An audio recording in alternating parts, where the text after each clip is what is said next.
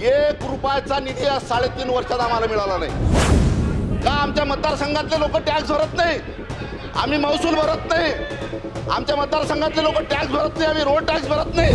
₹1,500 त्या बहिणीची आपण मतं घेतो, पण त्या बहिणीच्या परिवाराचा विचार कोण करील अध्यक्ष महोदय? त्या बहिणीच्या मुलाचा कोण विचार करील? त्या मुलाचं परिवाराचं काय, त्या कुटुंबाचं काय? पण ज्या ठिकाणी मला सुरतला नेण्यात आलं होतं त्या ठिकाणी गुजरातचे पोलीस होते।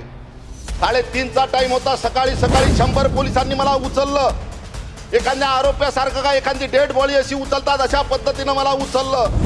अध्यक्ष महोदय, आजच्या अंदाजे 3.5 वर्षापूर्वी आम्हाला ज्या वेळेस सुरतला नेण्यात आलं होतं त्यावेळेस नगरविकास मंत्र्यांनी त्यावेळेस 11-3 एप्रिलला माझ्या मतदारसंघातल्या म्हणा आणि या महाराष्ट्रातल्या अनेक विभागातल्या प्रशासकीय मान्यता प्रमा काढल्या होत्या। तशीच एक प्रमा माझ्या मतदारसंघातली 11/3/2022ला नगरविकास मंत्र्यांनी काढली होती आणि त्यानंतर प्रमा काढल्यानंतर 23/5/2022ला अकोल्याचे जिल्हाधिकारी यांनी नगरविकास मंत्र्यांना एक प्रस्ताव पाठवला की आपण जे कामं प्रस्तावित केले, शासन स्तरावरून मंजूर केलेले कामं हे ग्रामपंचायत हद्दीतले आहेत आणि सदर कामांना प्रशासकीय मान्यता प्रदान करण्यात यावी किंवा कसे, तसेच नगरविकास विभागाचा निधी ग्रामीण क्षेत्रामध्ये उपयोगात आणा किंवा कसे ह्याबाबत मार्गदर्शन जिल्हाधिकाऱ्यांनी नगरविकास मंत्र्यांना मागितले। अध्यक्ष महोदय, जिल्हाधिकाऱ्यांचं नगरविकास मंत्र्यांना मार्गदर्शन मागितल्यानंतर नगरविकासचं 17 मार्च 2021ला नगरविकासचं मार्गदर्शन झालं। मार्गदर्शनाच्या अनुषंगाने कळविण्यात येते की कामाची जागा नगर परिषदेच्या ताब्यात घेण्याच्या अटीवर शासन मान्यता देण्यात येत आहे। म्हणजे त्यावेळेस शासनानं अध्यक्ष महोदय मान्यता सुद्धा दिली। नंतर सरकार कोसळलं आणि आम्ही सुरतवरून मी परत आलो।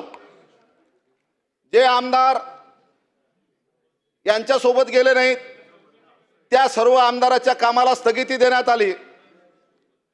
मग ते नगरविकासचे कामं असू द्या का विविध विभागाचे असू द्या, मग आमच्या कामाला स्थगिती दिल्यानंतर अनेक लोक सर्वोच्च न्यायालयामध्ये गेले आणि सर्वोच्च न्यायालयानं ते काम करण्याचे आदेश सुद्धा दिले। मग कामाला सुरुवात झाली, कामाचे आदेश दिले। नंतर एका व्यक्तींनी नगरविकास मंत्र्याकडे पुन्हा तक्रार दिली।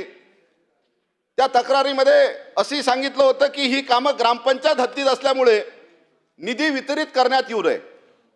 त्याच्यात नगरविकास मंत्र्यांनी असं लिहिलं की निधी वितरित करण्यात येऊ नये, याला स्थगिती आम्ही देत आहोत आणि ज्यांनी हे कामाला प्रस्ताव दिला त्यांच्यावर कारवाई करण्यात यावी। अध्यक्ष महोदय, मला सांगा, नगरविकास मंत्र्यांनी म्हटलं ग्रामपंचायत हद्दीत कामं असतील तर करण्यास म्हणणं काही अडचण नाही। नगरविकास मंत्र्यांनी म्हटल्यानंतर जिल्हाधिकाऱ्यांनी प्रमा काढल्या, कामाला सुरुवात झाली, काम झालं। मग कारवाई तरी कोणावर करायची?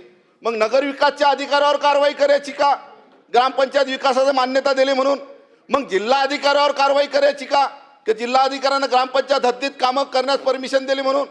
मग विनाकारण याचे कामं झाले, संपूर्ण कामं झाले। अद्यापर्यंत सुद्धा नगरविकास मंत्र्याच्या एका पत्रामुळे त्या कंत्राटदाराला अद्यापर्यंत पैसे मिळाले नाही।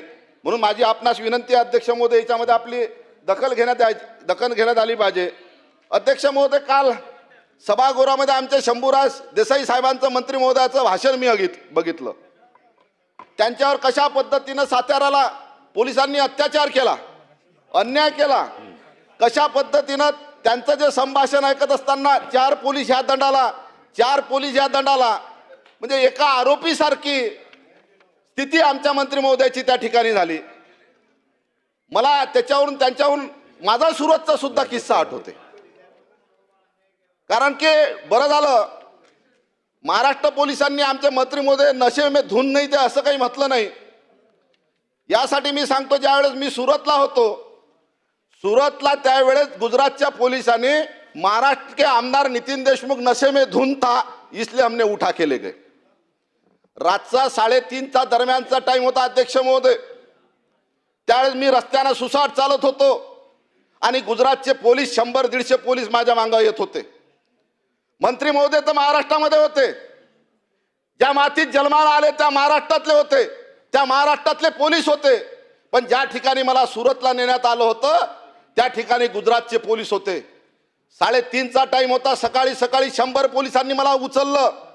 एखाद्या आरोप्यासारखं का एखादी डेड बॉडी अशी उचलतात अशा पद्धतीनं मला उचललं आणि हॉस्पिटलमध्ये नेलं आणि जबरीनं मला माझ्या दंडामध्ये जबरीनं इंजेक्शन टोचले आणि दुसऱ्या दिवशी पेपरला बातमी आली, आमदार नितीन देशमुख को दिल का दौरा गिर गया. ही बातमी अध्यक्ष महोदय पेपरला आलं होतं. अध्यक्ष महोदय सारा महाराष्ट्राने बघितलं. अध्यक्ष महोदय संपूर्ण महाराष्ट्रानं बघितलं, आमदार नितीन देशमुख को दिल का दौरा आ गया. अध्यक्ष महोदय मला संरक्षण द्या. अध्यक्ष महोदय ज्या पेपरला ज्या टीव्हीला जी बातमी आली, त्या टीव्हीवर जी बातमी आली की आमदार नितीन देशमुख को दिल का दौरा द्या, माझ्या कुटुंबाचं काय झालं अध्यक्ष महोदय, माझ्या परिवाराचं काय झालं अध्यक्ष महोदय. अशा पद्धतीनं टीव्हीवर बातमी येत असताना अध्यक्ष महोदय त्या महाराष्ट्रात कशा पद्धतीने आमच्यावर अन्याय झाला सुरतमध्ये. अध्यक्ष महोदय मला संरक्षण द्या. अध्यक्ष महोदय मला संरक्षण द्या. अध्यक्ष महोदय मला संरक्षण द्या. एक मिनिट अध्यक्ष शंभूराजे सन्मान्य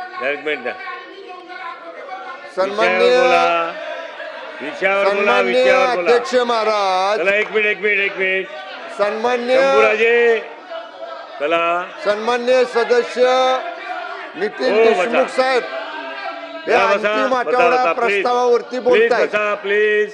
आणि आता अंतिम आठवडा प्रस्तावावरती बोलताना महाराष्ट्रातली कायदा सुव्यवस्था पार गुजरातच्या कायदा सुव्यवस्थेकडे नेऊन त्यांनी सोडली. राज्याबाहेरचं ते बोलले ते तर रेकॉर्डवरनं आपण तपासून रेकॉर्डवरनं काढून टाका नंबर 1. आणि परत ते काय म्हणतायत त्यांनी माझा पण उल्लेख केला, ते सुद्धा मी त्याला सांगेन की आपण विषयाशी संबंधित बोलताना संबंधित सदस्याचं नाव घेताना आधी नोटीस दिलं पाहिजे. ही काय प्रश्न उत्तरं चाललेली नाहीत.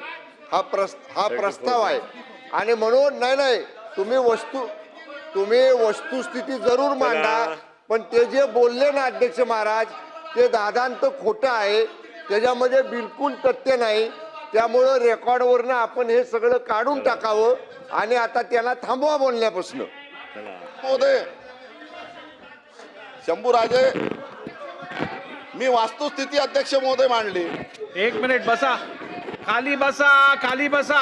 अध्यक्ष महोदय आपल्याला अजून 30 सेकंदात आपलं म्हणणं संपवायचं आहे. चला अध्यक्ष महोदय, मी माझ्या पक्षाच्या वतीनं माझ्या पक्षाला जो टाइम असेल तो टाइम मी मागत आहो.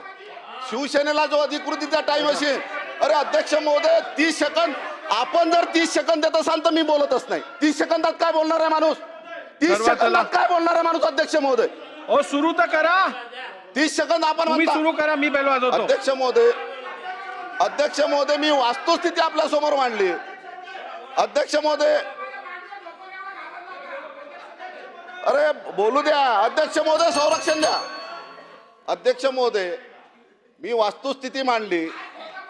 टीव्हीवर चॅनलवर बातम्या होत्या. अध्यक्ष महोदय आमदार नितीन देशमुख को दिल का दौरा आहे, बातमी मी नाही दिली. अध्यक्ष महोदय ही कोणा दिली त्याची चौकशी झाली पाहिजे. अध्यक्ष महोदय त्याची चौकशी झाली पाहिजे. अध्यक्ष महोदय आज 3.5 वर्षाचा कार्यकाल झाला. अध्यक्ष महोदय या 3.5 वर्षाच्या कार्यकालामध्ये अध्यक्ष महोदय सार्वजनिक बांधकाम विभागाच्या माध्यमातून अध्यक्ष महोदय 1 रुपयाचा निधी या 3.5 वर्षात आम्हाला मिळाला नाही. का आमच्या मतदारसंघातले लोक टॅक्स भरत नाही, आम्ही महसूल भरत नाही. आमच्या मतदारसंघातले लोक टॅक्स भरत नाही, आम्ही रोड टॅक्स भरत नाही. मी माझ्या मतदारसंघातले तुम्हाला इथं जिओ टॅकिंगचे फोटो आणले. अध्यक्ष महोदय 3.5 वर्षामध्ये हे जिओ टॅकिंगचे फोटो आहे. अध्यक्ष महोदय डिस्टर्ब करू नका, बसा. डिस्टर्ब करू नका. अध्यक्ष महोदय बोलू द्या. संजय अध्यक्ष महोदय 3.5 वर्षामध्ये सार्वजनिक बांधकाम विभागाने 1 रुपयाचा निधी अध्यक्ष महोदय आम्हाला मिळाला नाही. मी माझ्या मतदारसंघातले जिओ टॅकिंगचे फोटो आणले. अध्यक्ष महोदय का अध्यक्ष महोदय आमच्या मतदारसंघातले लोक टॅक्स भरत नाही, आमच्या मतदारसंघातले रोड टॅक्स भरत नाही. इन्कम टॅक्स भरत नाही, घराचा महसूल भरत नाही, मग आमच्यावर का अन्याय?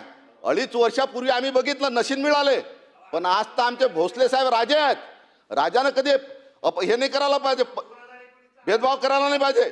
आज आम्हाला राजेकडून अपेक्षा आहे, मुख्यमंत्र्याकडून अपेक्षा आहे, कारण की हा जो निधी देत असताना हा निधी तुम्ही आमदाराला नका देऊ, मतदारसंघातल्या जनतेला निधी द्या. अध्यक्ष महोदय, ज्या पद्धतीनं जिल्हा परिषदमध्ये पीसीआय इंडेक्स असते त्या पद्धतीनं सार्वजनिक बांधकाम विभागाचाही सुद्धा पीसीआय इंडेक्स करा महाराष्ट्रातला तयार, आणि महाराष्ट्रातल्या पीसीआय इंडेक्स नुसार महाराष्ट्रातले रस्ते करा. अध्यक्ष महोदय, आमदाराला नका निधी देऊ, रस्त्याला निधी द्या. अध्यक्ष महोदय, हा काय लालो खेळ अध्यक्ष महोदय की आमदाराला निधी द्यायचा, रस्त्याला द्यायचा नाही? मग रस्ते कोण करणार आहे अध्यक्ष महोदय? असा भेदभाव का करू आले अध्यक्ष महोदय आपण? अध्यक्ष महोदय, माझ्या मतदारसंघात पारदच्या राखळमुळे 500 ट्रकचे रोज राखळचे ट्रक रोडले जातात, 500 ट्रक अध्यक्ष Conclude महोदय, करा. आणि राखळमुळे अध्यक्ष महोदय हे रस्ते खराब झालेले आहेत. कन्क्लूड करा. मग हे रस्ते कोण करणार आहे अध्यक्ष महोदय?